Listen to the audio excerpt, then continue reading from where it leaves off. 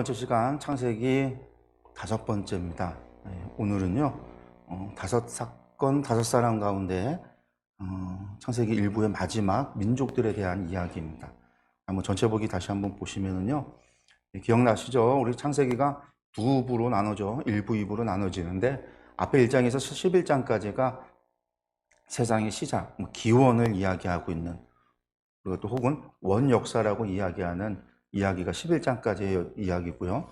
12장부터 이제 50장까지가 이스라엘 민족의 시작, 그 족장사에 대한 이야기, 다섯 사람에 대한 이야기가 있다고 말씀을 드렸습니다. 그런데 오늘은요, 홍수 사건 이후에 이제 민족들이 나뉘어지게 되는 그 이야기를 우리가 10장과 11장에 걸쳐서 함께 말씀을 나눠보려고 합니다. 말씀 민족들의 내용을 보시면은요, 이렇게 보시면 크게 한 4가지 정도로 나눠지는데, 먼저 10장에는요, 족보가 다시 한번 나와요. 노아의 자손들의 계보. 그래서 제가 이제 창세기 처음 시작할 때 전체 보기 창세기 구조를 이야기하면서 톨레도트라는 이야기를 한 적이 있어요. 그게 이제 계보다, 대략이다, 족보다 이렇게 번역이 되는데, 창세기는 이러한 톨레도트라고 하는 이 족보라는 것으로 구분이 되어진다라고 말씀을 드렸어요. 그러니까 10장에는 노아 자손들의 족보다, 노아 자손들의 이야기이다, 이렇게 이제 보시면 되는데, 그게 이제 10장 한 장 동안 그렇게 나오고, 11장에는 우리가 잘 아는 바벨탑 사건이 나오고, 그 이후에 셈의 족보, 데라의 족보라고 하는 두 족보가 기록되어져 있습니다. 그러니까 이제 민족들이라고 하지만 이제 우리가 보면 족보들의 이야기 중간에 바벨탑이 있구나라고 하는 걸 우리가 생각할 수 있겠고, 민족들이잖아요. 그럼 민족이라는 게 뭐냐? 원래 다 노아의 후손들이니까 다 한 민족 아니겠어요? 근데 왜 민족들이 나눠지는가? 여기 안에 들어가 있는 바벨탑 사건 때문이구나라는 걸 우리가 알 수 있겠죠? 바벨탑 사건 때문에 민족과 언어가 나눠진다. 그 기원이 오늘 10장, 11장에 걸쳐서 나오고 있습니다. 근데 먼저 이제 노아의 자손들의 이야기를 보면요, 조금 더 세분하면 이렇게 나올 수 있어요. 10장 1절과 10장 32절 첫 절과 마지막 끝절은요, 노아 자손들의 계보를 개괄하는 거예요. 노아 자손들의 계보가 뭐고, 그래서 이렇게 끝났다. 그리고 이제 그 가운데는 노아의 세 아들이었던 야벳과 함과 셈에 대한 족보들이 기록되어져 있는데, 그러면 가장 먼저 10장 1절을 시작하는 서론이 어떻게 시작하나 우리가 말씀을 보면은요, 노아의 아들 셈과 함과 야벳의 족보는 이러하니라. 홍수 후에 그들이 아들들을 낳았으니, 이렇게 시작을 합니다. 제가 아까 얘기했죠, 족보. 이쪽에 톨레도트라고 하는 히브리어인데, 톨레도트. 그러니까 노아의 세 아들들의 대략이 족보가 시작이 됐다. 그러니까 한 이야기가 이제 홍수의 이야기가 끝이 나고 새로운 이야기가 지금 시작한다라는 거예요. 이 새로운 이야기가 뭐냐? 노아의 아들들인 셈과 함과 야벳이다라는 거죠. 그럼 이제 새로운 이야기가 시작이 됐으니까 우리는 이 이야기를 듣는 이스라엘 사람들, 이야기가 새로 시작하는구나. 그 이야기 시작은 누구에 대한 이야기냐면 셈과 함과 야벳의 이야기가 시작이 되는데, 그럼 여기에서 우리는 무엇을 주의해서 들어야 될까? 무엇을 주의해서 들어야 될까요? 당연히 그 앞사건과의 연관 속에서 주의 깊게 들어야 되죠. 뭐냐면 노아 홍수 이후에 하나님께서 하셨던 약속이 어떻게 이루어지는가라는 거예요. 그런데 하나님께서 노아의 홍수 사건에 어떤 약속을 주셨어요? 첫 번째는 무지개 언약이라는 것을 주셨죠. 물로 심판하지 않겠다 다시는. 하나님께서 첫 번째 약속이었어요. 두 번째는 어떤 약속을 했어요? 아담에게 주었던 그 복을 이 노아와 세 아들들에게도 주셨어요. 그래서 생육하고 번성하고 땅에 충만하라 라고 하는 하나님의 약속이 있었어요. 그리고 이제 앞에 홍수 사건의 마지막에 노아가 세 아들을 축복하고 또 저주하는 이야기가 있었잖아요. 그 노아가 포도주를 먹고 술 취해서 있었던 그 사건 때문에 축복과 저주를 했는데, 이건 또 어떻게 되느냐라는 거예요. 거기서 보면 셈은 영적인 축복을 줬어요. 야벳은요, 물질적인 축복을 줬어요. 그리고 함에게는 함의 자손인 가나안에 대해서 저주를 했죠. 그럼 이러한 이야기가 노아 홍수 이야기 이 직전에 있었던 이야기고, 그 다음 세대, 홍수 이후 세대를 이야기할 때에는 결국은 이 세대들 가운데서 하나님의 약속이 이루어지고 있는지, 노아의 축복하고 저주한 것이 어떻게 그 세 아들 속에서 받아들여졌는지, 난 잘못했구나를 깨닫고선 돌이켰는지 아니면 그대로 똑같이 회개하지 않고 삶을 살아서 그 저주를 받으며 살았는지. 그러니까 이제 이러한 것들을 염두에 두고 이야기를 들어가야 된다라는 거예요. 그러니까 노아의 아들 셈과 함과 야벳의 이야기. 그리고 이제 여기서 이야기 이제 그 이야기에서 족보를 이야기하는데 여기 보시면 홍수 에 그들이 누구를 낳았다고요? 아들들을 낳았다. 히브리어로 빠님이라고 해요. 빠님이라고 하는데 빠님의 원형은 벤이라는 거예요. 벤. 그러니까 아들이라는 건데 이게 재미있어요. 아들이라고 하는 벤. 근데 벤이라고 하는 말은요. 제가 예전에 한번 그랬죠. 히브리어는 분화되지 않아서 아들도 아들이고 손자도 아들이고 자손도 아들이고 중손자도 아들이고 그냥 다 아들이라고 부른다고 그랬잖아요. 이게 그 벤이에요. 벤. 아들들을 낳았다라는 얘기는 셈과 함과 야벳이 아들을 낳았고 그 아들들도 자식들을 낳아서 손자도 낳았고 그 손자들이 또 자식들을 낳아서 증손자들 낳았고 그렇게 낳았다라는 거예요. 그래서 이제 여기는 사실 아들들보다는 후손들을 낳았다. 후손들이 낳았다. 이렇게 이제 번역을 해도 괜찮은데 이것이 의미하는 바는 뭐냐면요. 아까 하나님께서 하셨던 축복, 복이었죠. 복을 주셨죠. 어떻게 복을 줬겠어요? 생육하고 번성해서 땅에 충만하라.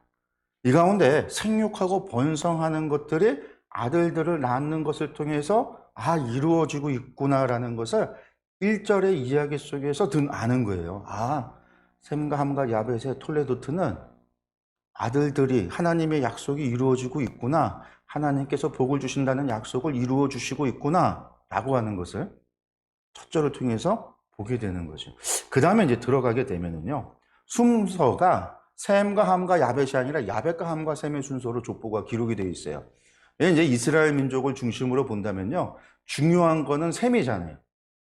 그렇죠. 제일 중요하면 항상 뒤에 얘기해요. 뒤에. 좀 뒤쪽에 얘기하고 뒤에 얘기를 통해서 그 다음 이야기와 연결시키기 위해서 뒤로 이야기하고 좀 거리가 멀수록 먼저 얘기해요. 야벳은 그러니까 이스라엘 민족하고 야벳의 자손들은 사실 접촉하는 게 별로 없어요.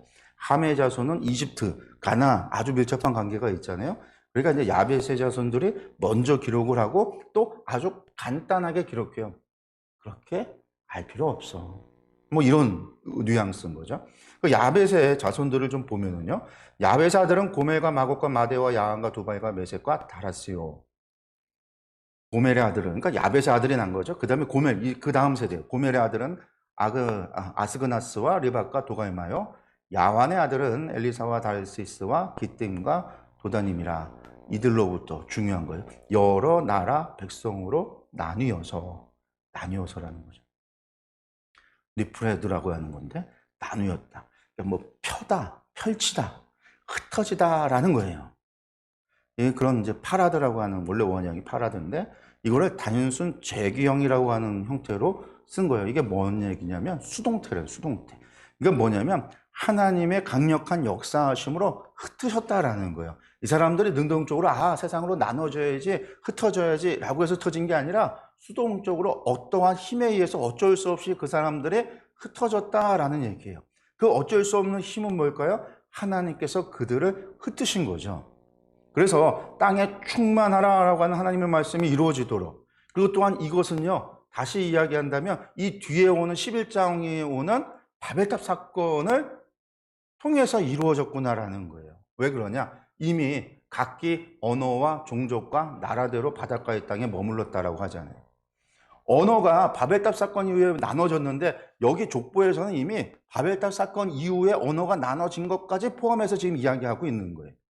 시대순으로 족보 이야기 끝, 그 다음에 바벨탑 사건, 그 다음에 이게 아니라 족보의 이야기는 아까 얘기했던 셈과 함과 야벳의 톨레도트는 바벨탑 사건을 포함한 톨레도트라는 거예요. 그래서 그 톨레도트 안에는 이 바벨탑 사건으로 말미암아 어떤 일이 이루어졌느냐? 나뉘어졌다라는 거. 뭐가? 언어가 나뉘어졌다라는 거. 종족이 나뉘어졌다라는 거. 그리고 흩어졌다라는 거. 하나님의 역사하심, 개입하심으로 말미암아 우리가 능동적으로 우리가 스스로 그렇게 한 게 아니라 하나님의 힘으로 말미암아 우리는 나눠졌구나 라는 걸 알 수가 있는 거죠. 야벳의 족보의 이야기가 끝났어요. 야벳을 보면은요, 우리가 아까 그 아라랏산 지난주에 봤죠. 터키에 있는 아라랏산, 여기에 아마 배가 내려졌고 여기서부터 흩어졌다라는 거예요. 어디로? 야벳의 자손들은 유럽 쪽으로 아나톨리아를 통해서 유럽으로 건너갔다라는 거예요. 이 자손들이 흩어져 있는 지역들이 이런 지역, 아마 카스피해를 중심으로 해서 이렇게 북반부 쪽으로 이동을 했구나라는 것들을 우리가 알 수 있습니다. 그 다음에 이제 함의 자손이 나오는데요. 함의 자손의 이야기가 좀 길어요. 6절에서 20절까지. 노아의 자손들 이야기에서 함의 자손의 이야기가 가장 많은 이야기를 차지하고 있는 거예요. 왜 그럴까?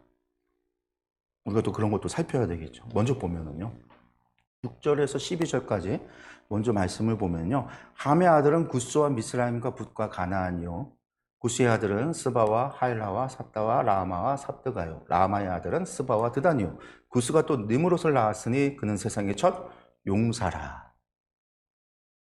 거기서 중요한 이야기가 나오죠.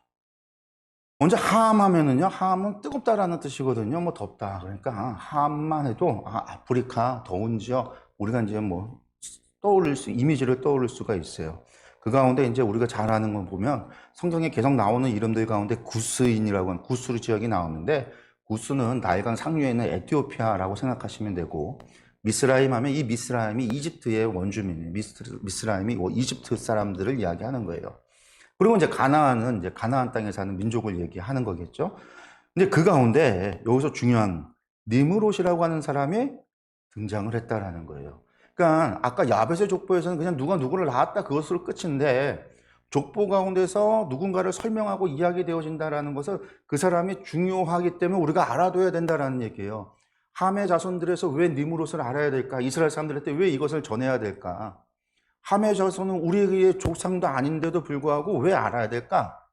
이 사람이 중요하다라는 거예요. 왜 중요하냐? 니므롯, 이름도 니므롯이, 니므로드라고 하는데 반역자라는 뜻이에요. 반역자. 선동자라는 뜻이에요.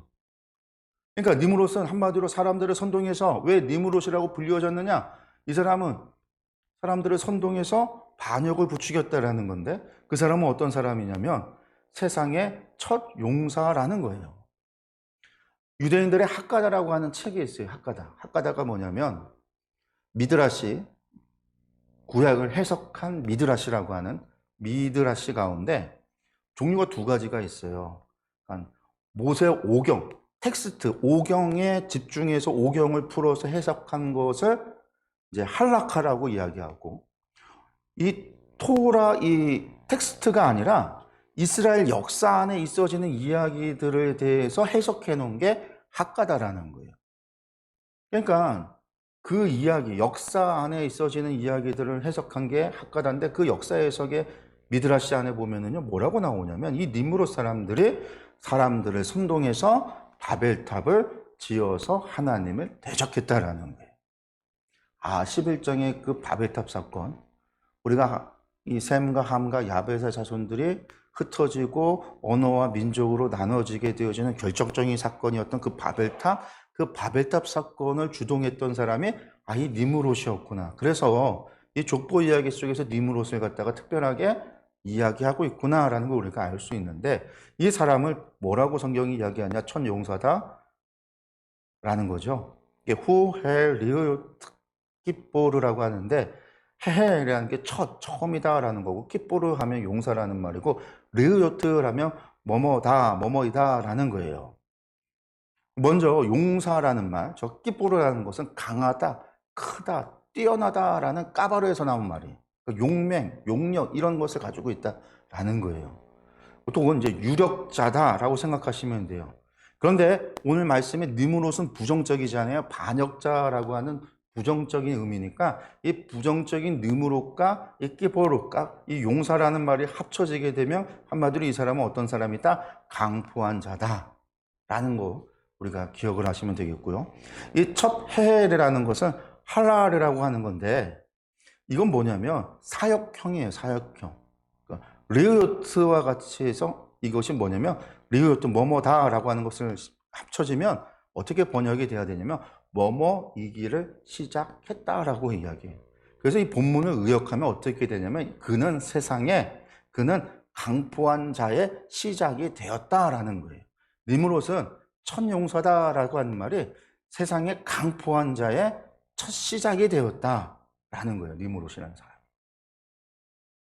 하나님을 반역하는 자의 첫 시작이 되었다라고도 생각할 수 있는 거고, 악을 행하고 사람들을 세상에 뭐 이렇게 얘기를 하는 거죠. 결국 니무롯이 당시에 첫 왕국의 시작이고, 왕으로서 사람들은 백성들을 동원해서 하나님께 반역했던 그런 사람의 시작이다라고 보면 되는데, 요 뒤에 이어서 계속 니무롯에 대해서 이야기합니다. 9절에 그가 여호와 앞에서 용감한 사냥꾼이 되었으므로 속담에 이르기를 아무개는이라는 거예요. 여호와 앞에 느무롯같이 용감한 사냥꾼이로다 하더라. 그의 나라는 시날 땅의 바벨과 에렉과 아깝과 갈레에서 시작되었으며 그가 그 땅에서 아수르로 나아가 니느웨와 르호보딜과 갈라와 및 느느웨와 갈라 사이에 레센을 건설하였으니 이는 큰 성읍이라. 이게 지금 9절에서 12절에 니느웨의 업적을 얘기하는 거죠. 그러니까 니무롯의 업적, 니무롯이 이렇게 했다라는 자세하게 설명을 하고 있는 거죠. 근데 니무롯이 뭘 했냐? 먼저 여호와 앞에서라는 거예요. 리프네 예흐와, 리프네 뭐뭐에서, 이게 라고 하는 전치사 리와 이게 파네라고 하는 얼굴이 합쳐진 리프네인데, 면전에서라는 말이지만 이게 부정적인 것과 합쳐지면은요, 니무롯이 부정적인 거잖아요. 반역자. 합쳐지면 어떻게 되냐면 전치사 레가라는 것이 대항해서라는 말로 해석이 돼요. against, 대항해서라는 말로 번역이 돼요. 그러니까 니무롯이 여호와 앞에서 용감했다라는 말은요, 여호와 앞에서가 아니라 여호와를 대항해서라는 말이에요. 니무롯이 하나님을 대항해서라는 거예요.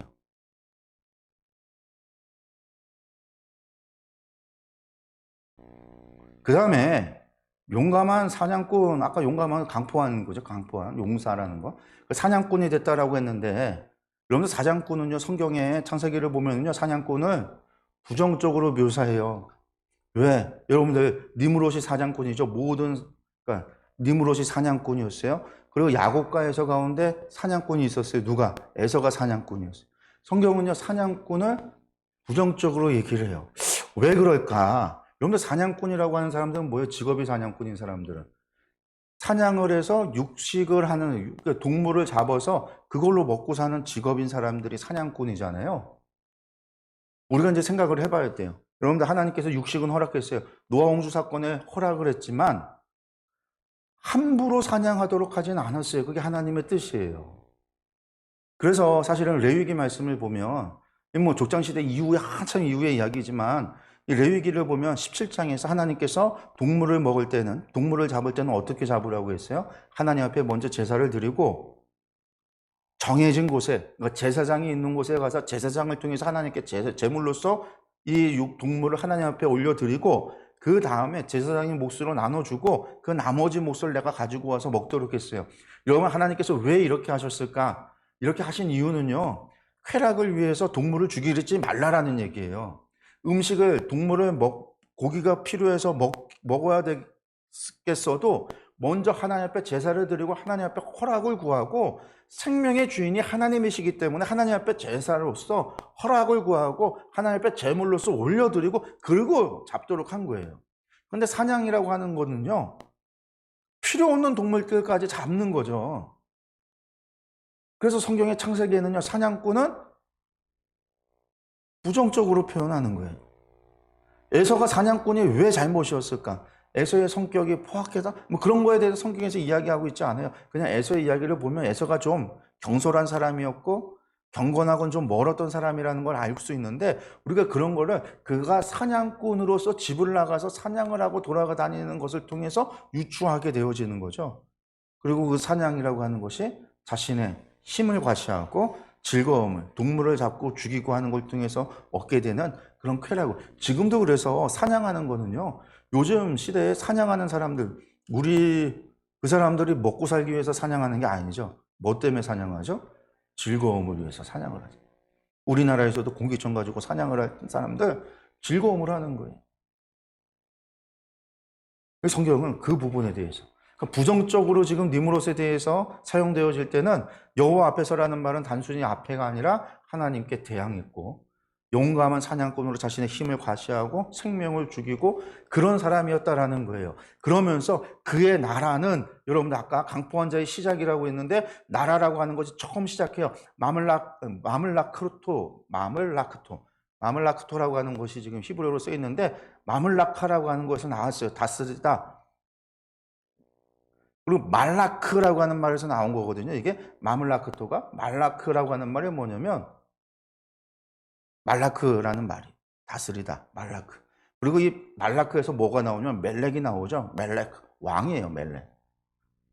우리가 나중에 우상 얘기할 때 몰렉, 멜렉, 밀곰 이게 전부 다 이 말라크에서 나온 거예요. 왕이라는 뜻인데 최초의 국가가 이 니므롯으로부터 시작됐다라는 거고 그 최초의 국가의 시작이 어디냐? 시날 땅의 바벨과 에렉과 아깝과 갈레에서 시작했다는 시날 땅에서 시작했다라는 거예요. 또 하나 그가 어떤 사람인지 우리가 알 수 있는 건요. 아수르까지 진출을 했죠. 그러면서 뭘 했어요? 레센을 건설했으니 이는 큰 성읍이다. 여러분들 족보 앞에 원역사 가운데 족보 가운데 성읍을 최초로 건축한 사람이 건설한 사람이 누구예요? 가인이에요. 가인. 우리가 믿음의 족보라고 하는 우리가 아담의 족보에서는 그런 것들을 발견하지 못하죠. 근데 가인이 성을 쌓고 성읍을 지어요. 그리고 그 이름은 에녹이라. 그게 가인이 하나님을 떠나서 가장 먼저 한 것이 성읍을 짓는 도시를 건설하는 거였어요. 니므롯도 도시를 건설했더라. 나라를 세웠더라. 노아 홍수 사건 이후에 다시금 가인과 같이 뭐를 걷는 거죠? 죄의 길을 걷는 사람. 그 시작이 누구다? 니므롯이다라는 거예요. 니므롯. 함해족보의 마지막 결론이에요. 가나안의 경계는 시돈에서부터 그라를 지나 가사까지와 소돔과 고모라와 아드마와 스보임을 지나 라사까지였더라. 가나안은 중요하니까요. 그리고 나서 이제 결론이죠. 이들은 함의 자손이라 각기 족속과 언어와 지방과 나라대로였더라. 그렇게 나눠져 있는 그대로였더라라는 거죠. 함의 자손은요 아라랏산에서부터 어디로요? 아프리카 이쪽으로 이제 내려가는 거죠. 가나안뿐 미스라임. 더 내려가겠죠. 미스라임 남쪽으로 구스가 있고, 예, 이게 내려가는 이것이 이제 함의 자손의 이동 경로입니다. 그 다음에 이제 셈의 자손인데요. 이 10장 21절에서 31절까지 셈의 자손의 족보, 계보가 나옵니다. 톨레도트가. 우리 보시면 21절에서 22절 말씀 우리가 보면 셈은 에베온 자손의 조상이요 야벳의 형이라 그에게도 자녀가 출생하였으니 셈의 아들은 엘람과 아수르와 아르박삭과 룻과 아람이요 라고 이야기하고 있어요. 셈의 계보를 시작하면서 함과 야벳과 달라요. 시작이 달라요. 어떻게? 셈은 에벨온 자손의 조상이다 라는 거예요. 에벨이라고 하는 사람은 셈의 자손이에요. 저기 한 4대 손좀 돼요. 그런데 왜 에벨 온 자손의 조상이라고 이야기할까? 이게 알아야 된다라는 거예요. 알아야 된다. 뭘 알아야 될까? 셈의 자손들은 알아야 되는 이야기인 거죠. 이 에벨이라는 말이요. 지금 에베르라고 했는데 에베르라는 말은요. 건너다라는 뜻이에요.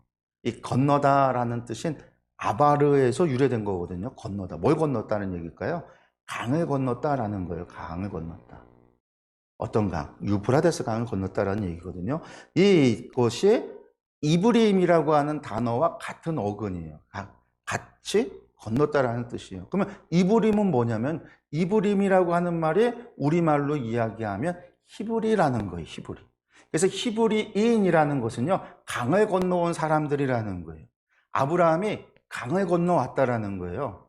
어디를 강을? 유프라데스 강을. 근데 강을 건너온 사람들은 아브람만이 아니라 에벨온 자손의 조상이라는 것은 에벨이라고 하는 사람이 어떠다? 에벨이 뭐라고요? 뜻이 강을 건너온 히브리인이라는 거예요. 그러니까 히브리인들의 온 자손의 조상이다. 그러니까 왜 우리가 히브리인이라고 불리느냐? 우리는 에벨의 후손이기 때문에. 에벨의 후손이 뭐냐? 강을 건너온 사람들이기 때문에. 그래서 우리도 강을 건너왔다고 해서 우리가 히브리인이다라는 거죠. 그러니까 히브리인의 기원이 어디서 시작을 하냐? 에벨에서 온다라는 거예요. 그 에벨은 어디에서 오냐? 아르박삭이 엘람에 있었는데 엘람에서 강을 건너서 에벨, 바벨론으로 우르로 넘어왔다라는 거예요. 그게 에벨의 규원이에요. 그리고 그 결론도 셈의 자손도 족속과 언어와 지방과 나라대로, 셈의 자손도 어쩔 수 없다라는 거죠. 그들도 똑같다라는 거예요. 어버가 바벨탑 사건에서 그들도 그 죄로 말미암아 흩어지게 됐다라는 거예요. 네. 그래서 아라랏산을 통해서 어떻게 해요? 셈의 자손은요 남쪽으로, 동쪽으로 가게 돼요. 이렇게 흩어지는데 여기 보시면 저기 이제 엘람이라고 있고 엘람 위쪽에 아르박삿이 있어요. 이 아르박삿이 지금 이란 쪽인 거죠. 이란. 여기에서 강을 건너 온 사람들이 아르박삿의 후손들이 셈, 아르박삿, 셀라, 에벨이에요. 그러니까 셈으로부터는 3대군요. 3대.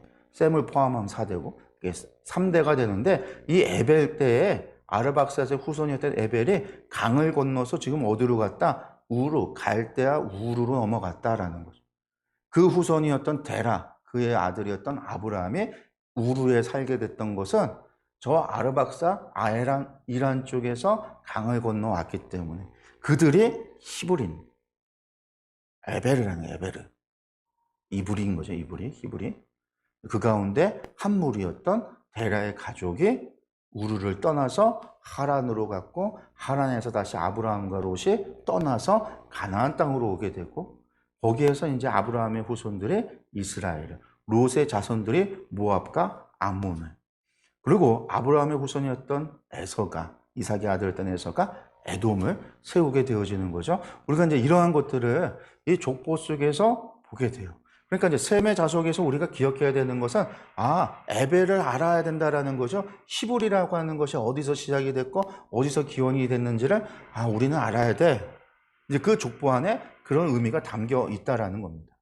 그 다음에 이제 노아의 후손들의 이야기 결론입니다. 10장 32절이죠. 이들은 그 백성들의 족보에 따르면, 톨레도트에 따르면 노아의 자손의 족속들이요. 이들 모두가 다 노아의 자손이라는 거죠. 홍수 후에 이들에게서 그 땅의 백성들이 나뉘었더라. 흩어졌더라. 그러니까 모든 민족의 기원은 누구에게서부터다? 노아, 세 아들에게서부터다. 노아의 자손의 족보다라는 거예요. 이제 그 다음에 우리가 보게 되어지는 것이 11장이에요. 그러면 이 자손들이 왜 흩어지게 됐느냐? 언어와 민족이 나눠지게 됐느냐? 11장 1절에서 9절에 나오는 바벨탑 사건 때문이라는 거죠. 바벨탑 사건 이야기 한번 들어가겠습니다. 온 땅의 언어가 하나요, 말이 하나였더라. 모든 사람들이 같은 언어를 썼고 말도 하나였다라는 거죠. 이에 그들이 동방으로 옮기다가 시날 평지를 만나 거기 거류하며 라고 이야기하고 있어요.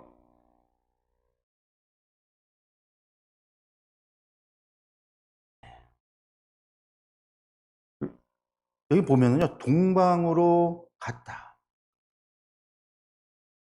시날 평지를 만났다라는 이야기가 나와요.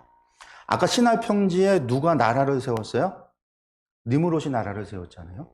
그 시날 평지로 갔다라는 건데 한번 잠깐 지도를 한번 볼까요? 여기 보시면은요, 아까 아라랏산에 노아와 방주가 내려앉고 나서 사람들이 처음에는 이 아라랏산에 머물었겠죠. 그런데 동방으로 이주를 해서 시날 평지에 이르렀다라는데 시날 평지가 어디냐면요, 여기가 시날 평지예요. 그러니까 유브라 대강과 티그리스 강이 만나지는 지금의 이라크에 있는 기름진, 우리가 메소포타미아 문명이라고 불리우는 요 지역, 이 지역이 시날 평지예요. 시날 평지. 아라랏산에 있었던 그들이 시날 평지로 내려왔는데 왜 동방이라고 그럴까? 이러면 남쪽으로 가야 되죠. 남쪽. 우리가 동서남북의 지도를 본다면 남쪽으로 갔다라고 해야 되는데 왜 동쪽일까? 먼저 우리가 지도할 때 여러분들 기억나세요? 동그란 지도에서 이스라엘 사람들이 당시에 고대 사회의 사람들이 이해했던 세계 지도가 어떻게 되어졌는지 동그란 지도 제가 보여드렸던 거, 그걸 본다면 아라랏산에서 이 시날 평지가 동쪽으로 좀 동남쪽으로 그려질 수 있어요. 그렇게 설명할 수도 있지만 그게 아니라 우리가 창세기에서 동쪽이 도대체 뭐냐, 동방이 뭐냐라는 의미를 먼저 생각을 해야 돼요.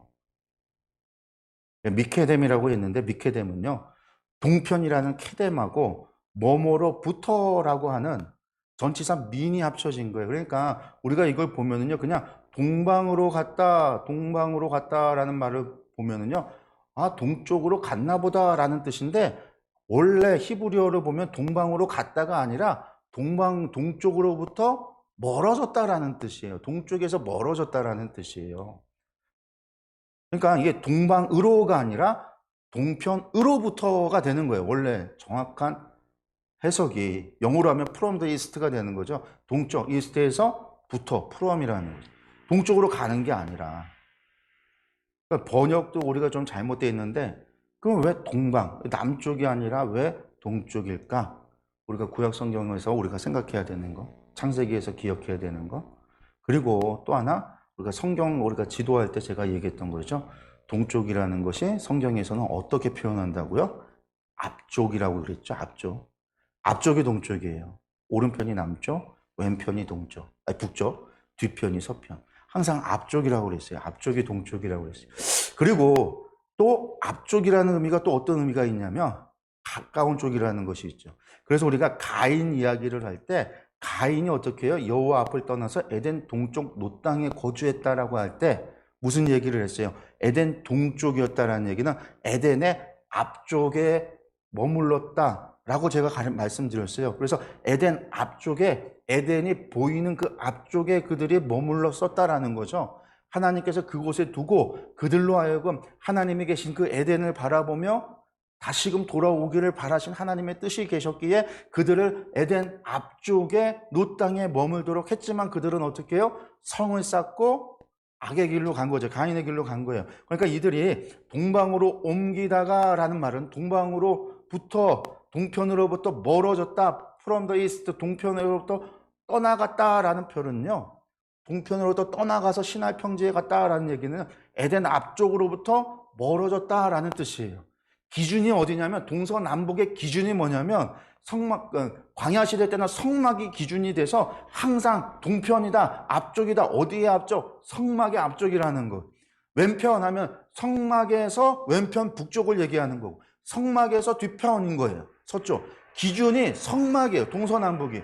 나침판이 있어서 북두칠성이 북쪽이 아니라 성막에 있는 자리에서 언제나 12시 방향 앞쪽이 진행 방향 앞쪽이 동편인 것처럼 원역사에서 이야기할 때 기준이 뭐냐?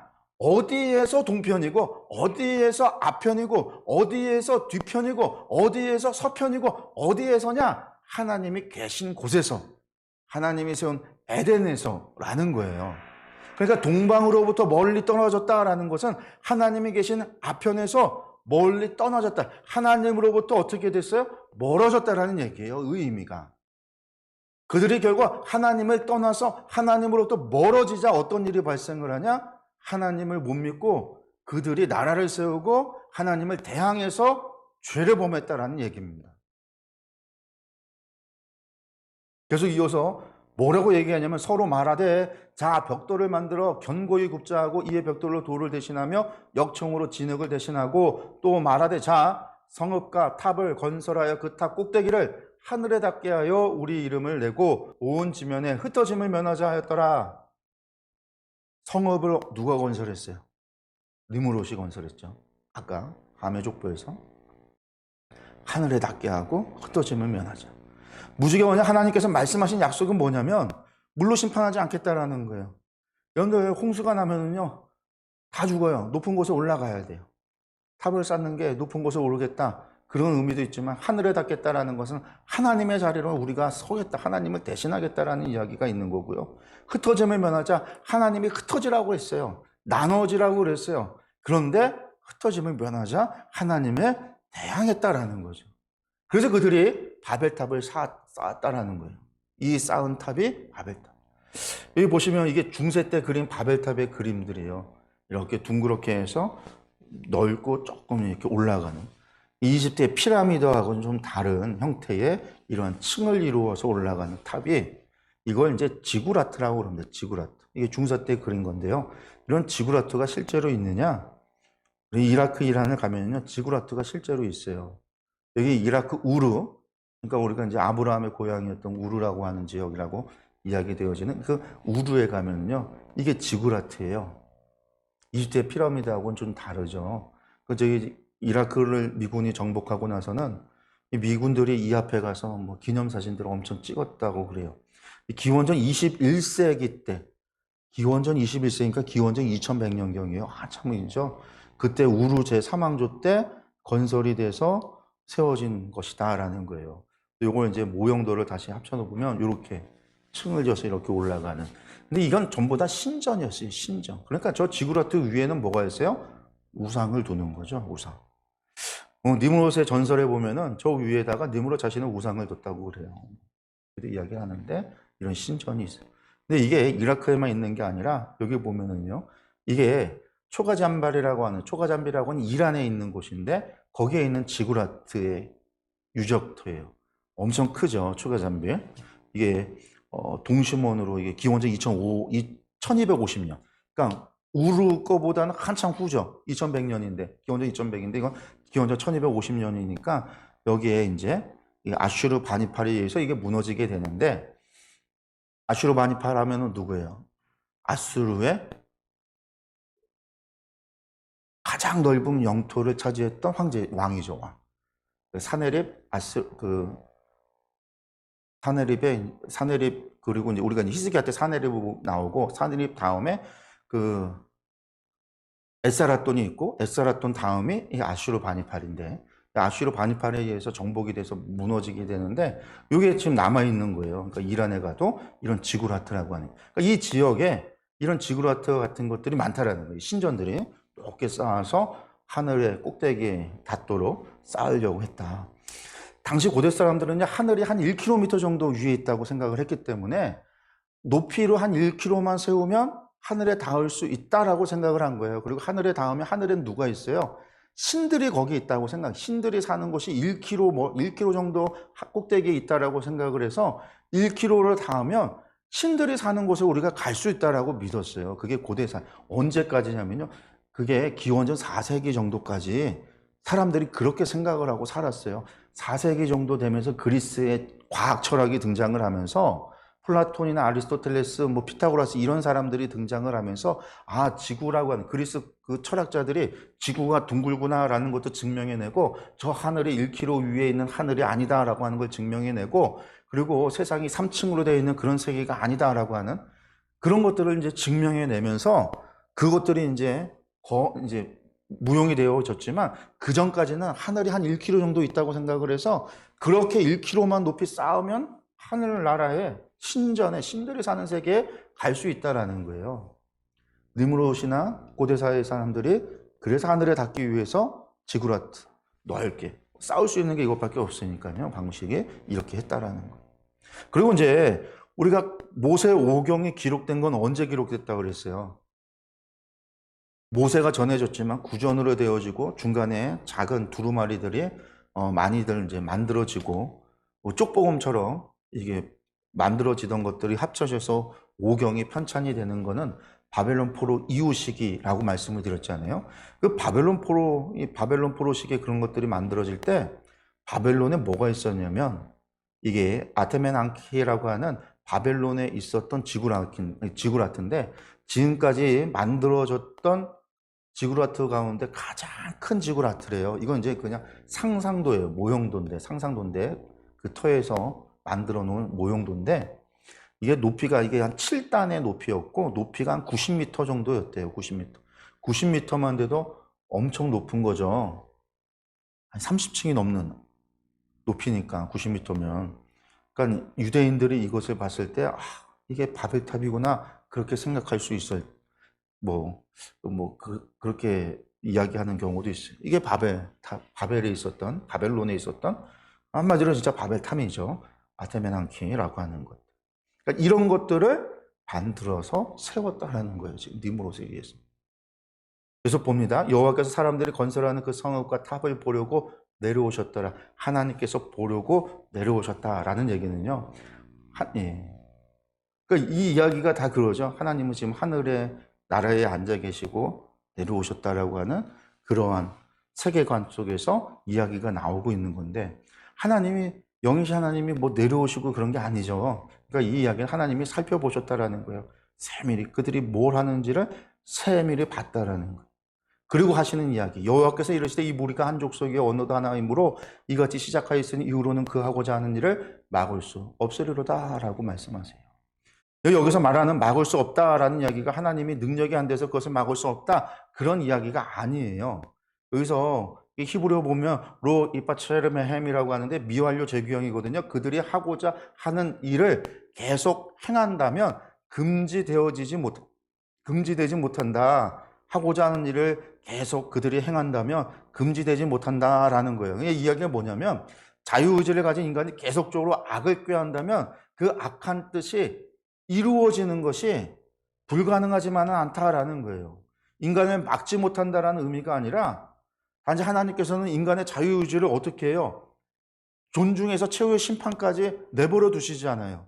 모든 선택은 우리가 자유의지에 따라서 인간이 하도록 내버려 두셨는데 인간이 악을 행하다 보면은요 나중에 스스로 돌이킬 수 없는 지경에 이르게 된다라는 거예요. 하나님이 막지 못한다는 얘기가 아니라 인간이 스스로 회개할 수 있는 그 상황이 되지 못한다라는 거죠.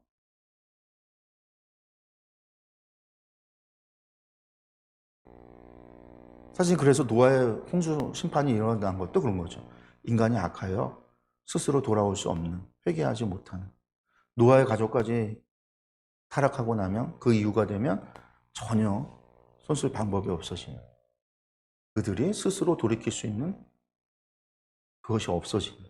그렇게 된다라는 거죠. 이게 이제 그 이야기예요.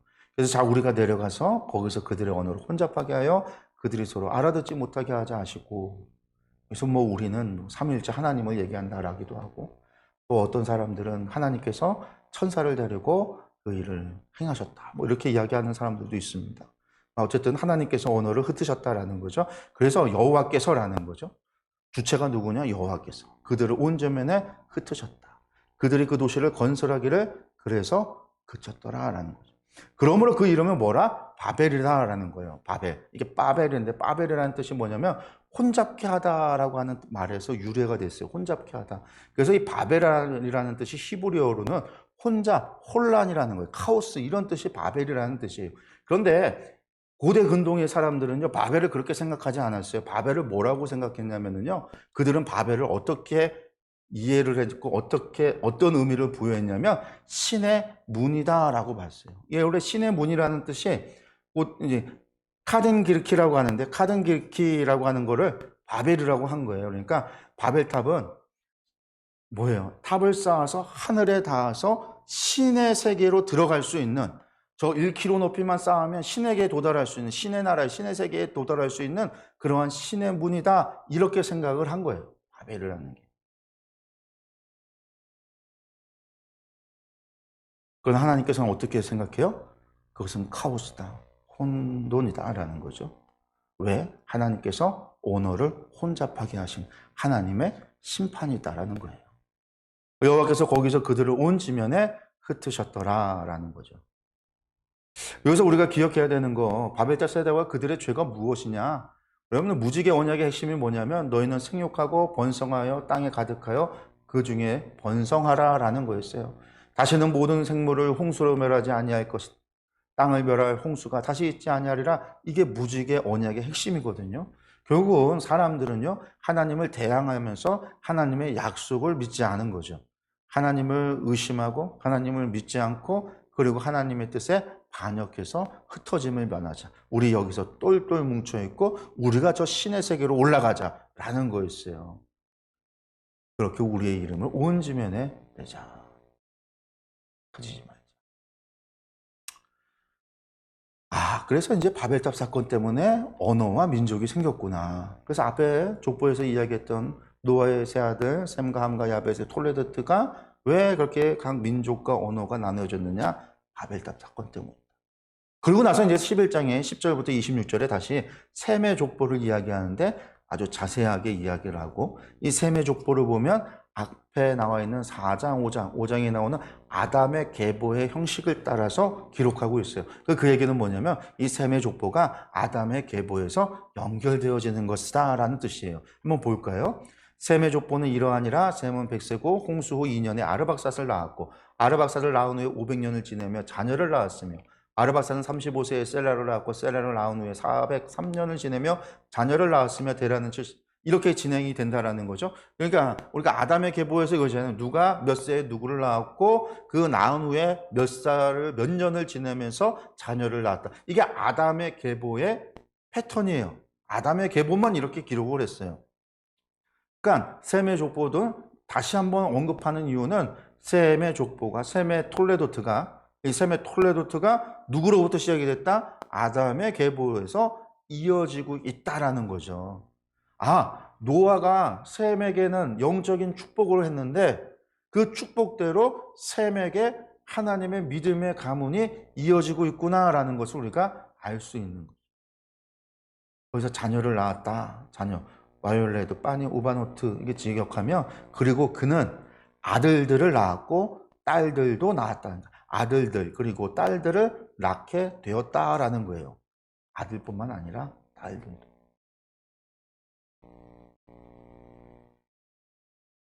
그러고 나서 26절 마지막이 뭐라고 기록을 끝나냐면 셈의 족보의 마지막은 데라는 70세의 아브람과 나홀과 하란을 낳았더라. 마치 아담의 계보의 마지막이 뭘로 끝나요? 노아는 셈과 함과 야벳을 낳았더라. 이렇게 끝나는 것처럼 똑같이 데라는 70세에 아브라함과 나홀과 하란을 낳았더라. 세 아들을 낳은 것으로 끝나요. 그 얘기는 뭘까요? 노아로 이어졌듯이 그 뒤에 노아의 세 아들, 홍수 사건과 세 아들의 이야기가 있듯이 그 뒤에 데라와 이 세 아들의 이야기가 중요한 거예요. 이게 연결되어지는 거죠. 그래서 이제 데라 족보가 11장 27절에 32절에 데라 족보가 나오는데요. 여기 보시면요. 데라의 족보는 이러하니라 웨일레 톨레도트 테라 톨레도트라고 하면서 나와요. 이게 창세기 일부의 마지막이요. 데라의 이야기로 끝나요. 이게 창조 역사, 원 역사의 결론이 데라 족보예요. 그러면서 제2부라고 하는 아브라함과 이삭과 야곱과 요셉의 족장의 역사의 서론이 이 데라 족보예요. 그리고 데라의 이야기는 여기서 끝나는 게 아니에요, 사실은. 11장에서 시작해서 20장까지 이어지는 거예요.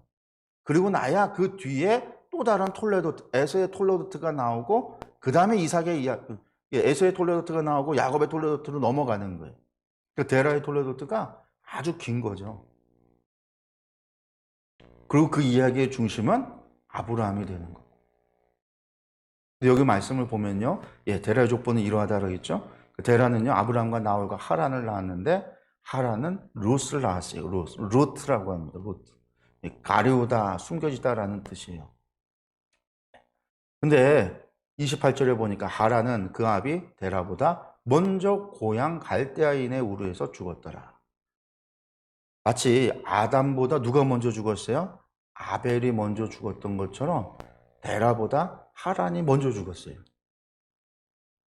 그 이유가 있는 거죠. 원래로는 나이 순으로 가야 정상인데 요조를 한 거예요. 왜 요조를 했을까? 그러니까 유대의 전설 이야기를 보면은요. 하란의 아비였던 데라가 우상 숭배자였잖아요. 우상을 조각하는. 그가 화신, 불신을 숭배하는 것을 이 하란이 거절을 하니까 이 데라가 이것을 니므롯에게 고소를 했대요. 그러니까 니므롯이 하란을 데려다가 아비 데라가 보는 앞에서 불 속에 던져 태워 죽였다라는 거예요. 그런 전설이 있어요. 그런 전설이 있다라는 것은 어쨌든 데라와 하란의 죽음에 데라가 엮여 있구나라는 것도 알 수 있겠고, 여기 보시면 데라보다 먼저라고 되어져 있는데 이 알페네라고 하는 말이 이게 뭐뭐 위에라는 것이고 페네라고 하는 말이 얼굴이라는 거, 이 두 단어가 합쳐져서 알페네인데 이 알페네는 사실은 먼저, 시간적으로 먼저다라는 의미도 있지만은요, 어떤 면전에서라는 뜻도 있어요. 그러니까 데라의 면전에서 데라가 보는 앞에서 하란이 죽었다라는 말도 돼요. 어디서 죽었냐? 우르에서 죽었다라는 거죠. 그 우르는 지금까지 시날 평지에 니므롯의 나라가 있었던 그곳에서. 그래서 아마 유대인의 전설에 그런 전설이 있었던 것 같습니다. 근데 이 하란이 죽어요. 그러고 나서 보면은요, 아브라함과 나홀의 장가를 듭니다. 옛날에 이제 저희 학교 교수님이 그런 얘기를 했어요. 이걸 이야기하면서 하란이 죽고 나서 아브라함과 나홀이 장가들었다. 문법적으로 보면 동시에요.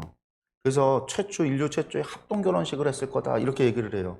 그럼 왜 이랬을까? 하란이 요절을 했는데 그가 요절을 해서 끝나지만 자식이 있었고 자식이 있었기 때문에 혹시나 아브라함과 나홀의 급작스러운 죽음, 요절이 있게 되면 대가 끊길 수 있으니까 서둘러서 결혼을 시킨 것이 아닐까. 그러니까 데라가 집안에 위기가 왔을 때 위기를 해결하기 위해서 결혼이라고 하는 수단을 선택을 한 것이다. 이렇게 설명을 해요.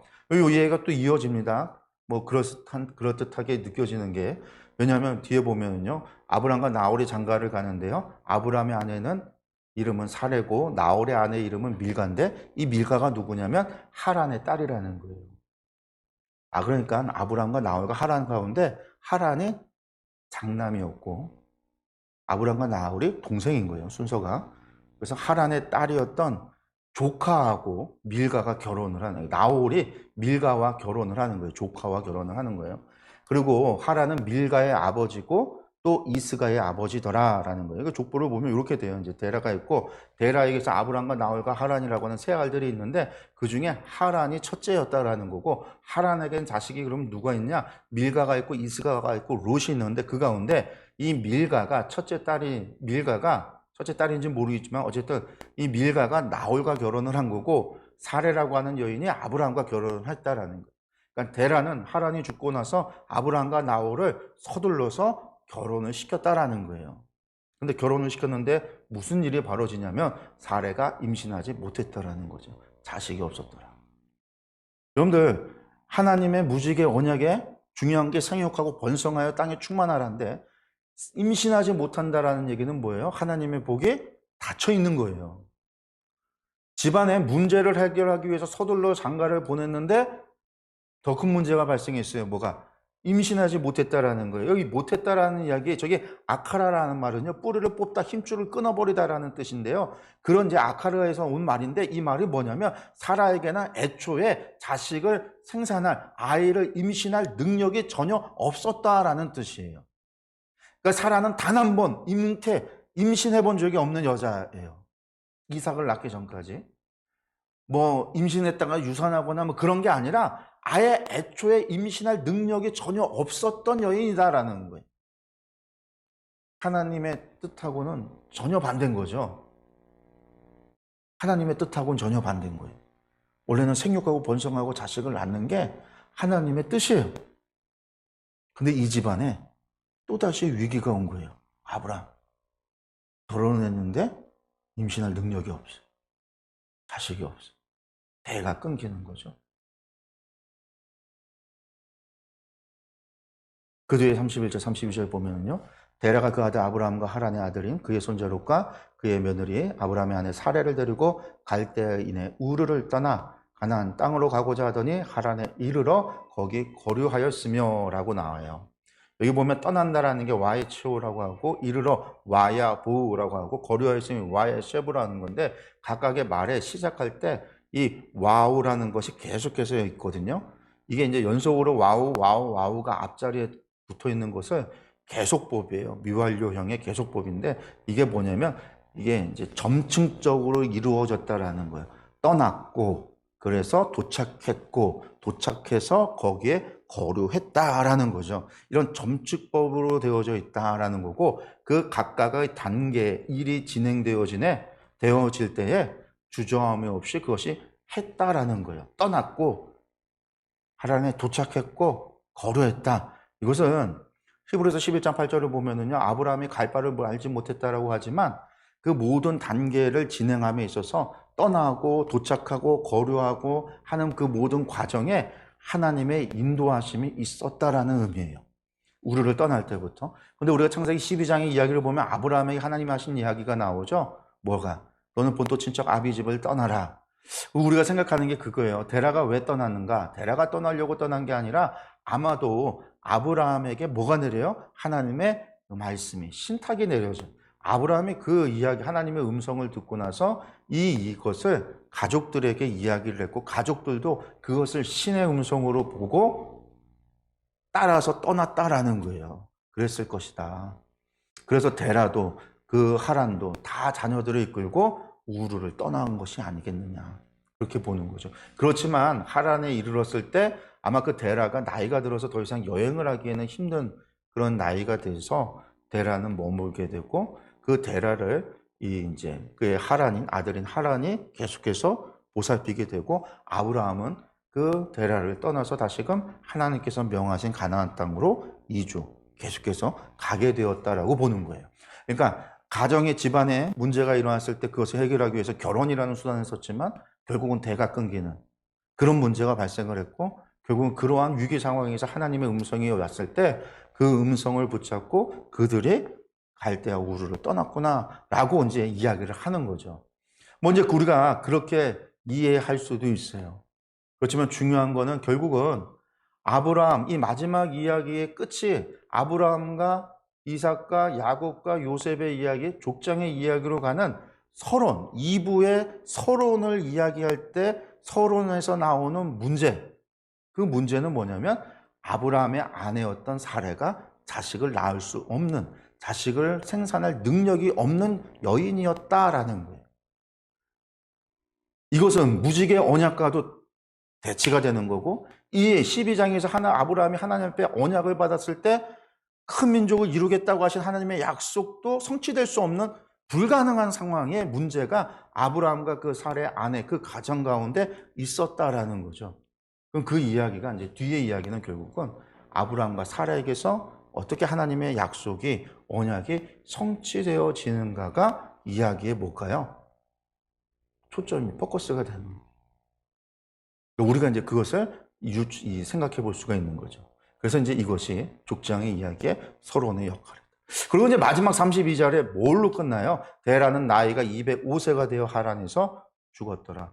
와야모트. 죽었다라는 거예요. 죽었다.